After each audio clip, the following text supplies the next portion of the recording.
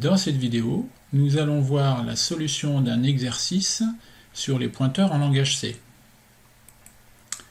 Voici l'énoncé.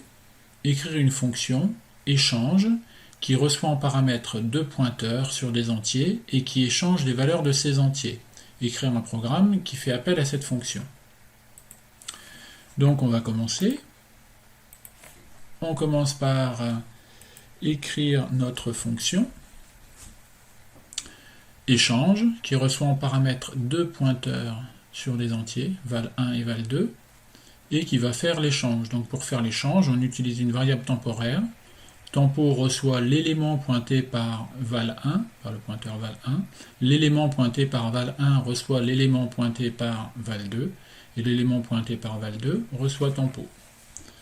Maintenant, il nous reste à faire le programme principal.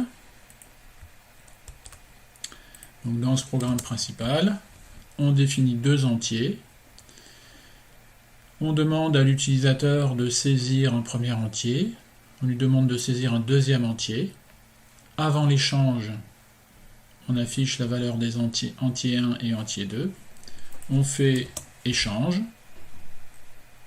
Et ensuite, on affiche après l'échange les valeurs d'entier 1 et entier 2. Et si tout s'est bien passé, nos deux valeurs doivent être échangées. On enregistre.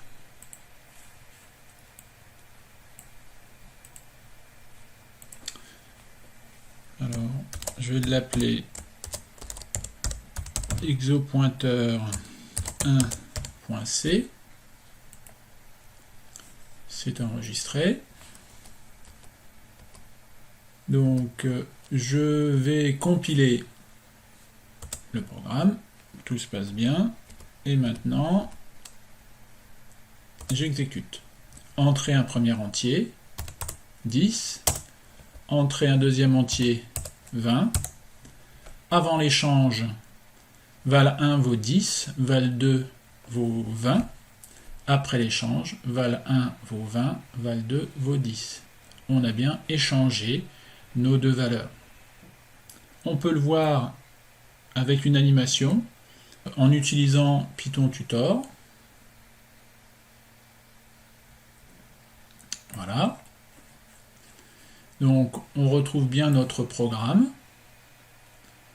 Il y a juste une petite modification qui a été apportée, c'est qu'on a mis des valeurs par défaut, parce qu'avec Python Tutor, on ne peut pas faire les saisies.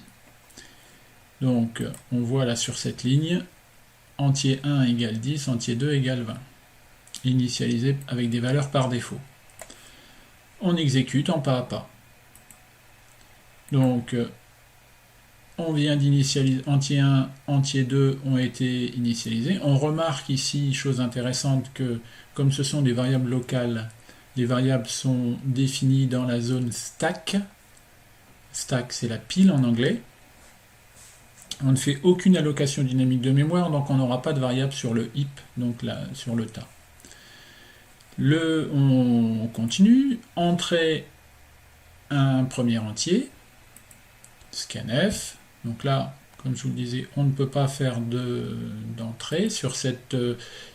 Comme on peut le voir ici, c'est une version expérimentale, mais qui nous aide très bien pour voir le fonctionnement. Entrer le second entier.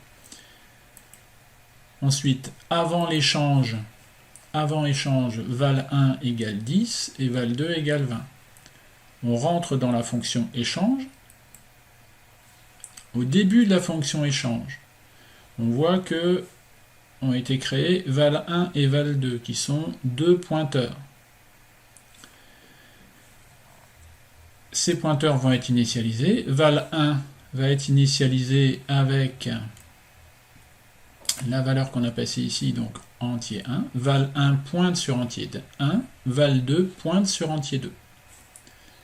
Et ensuite, on exécute tempo reçoit l'élément pointé par val1, donc 10. L'élément pointé par val1 reçoit l'élément pointé par val2, donc il va recevoir 20. L'élément pointé par val2 reçoit tempo.